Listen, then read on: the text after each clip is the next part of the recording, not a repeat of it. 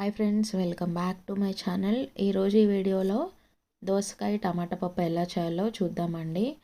దీనికోసం ముందుగా కుక్కర్లోకి ఒక చిన్న గ్లాస్తో గ్లాసున్నర కందిపప్పును వేసుకోవాలి.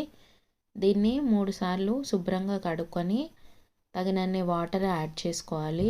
ఇప్పుడు దీంట్లోకి మనం ముందుగా తరిగి పెట్టుకున్న దోసకాయ, టమాటా, ఉల్లిపాయ, పచ్చిమిరపకాయ ముక్కల్ని కూడా యాడ్ చేసుకోవాలి. ఇప్పుడు ఇందులోనే కొద్దిగా పసుపు, కొంచెం ఆయిల్ని వేసుకోవాలి. ఈ ఆయిల్ వేయడం వల్ల మనకి విజిల్స్ వచ్చినప్పుడు పప్పు అనేది బయటికి రాకుండా ఉంటుందండి. ఇప్పుడు ఇందులోనే కొద్దిగా ఇంగువని కూడా వేసుకోవాలి.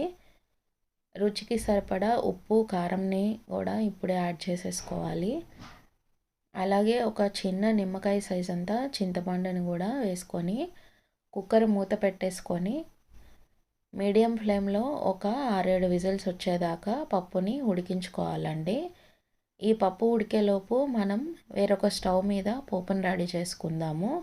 ఈ పోపు కోసము చిన్న కళాయి పెట్టుకొని కొద్దిగా ఆయిల్ని వేసుకోవాలి. ఈ ఆయిల్లోకి మినపప్పు, ఆవాలు, జీలకర్ర, ఎండుమిరపకాయలు, కొద్దిగా ఇంగువని కూడా యాడ్ చేసుకొని బాగా మిక్స్ చేసుకొని పక్కకు పెట్టుకోవాలి. ఇప్పుడు ఈ పక్కకు పెట్టుకున్న పోపుని మనం ముందుగా ఉడికించి పెట్టుకున్న పప్పులోకి యాడ్ చేసుకొని ఒక 5 నిమిషాల పాటు సిమ్లో ఉడికించుకోవాలండి. అంతే. మార్నింగ్ హడావిడిగా ఉన్నప్పుడు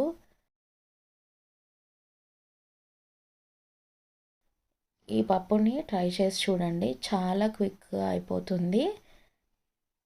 అలాగే నా ఛానల్ని ఎవరైనా ఫస్ట్ టైం చూస్తుంటే ప్లీజ్ సబ్స్క్రైబ్ చేసుకోండి. Thank you for watching this video.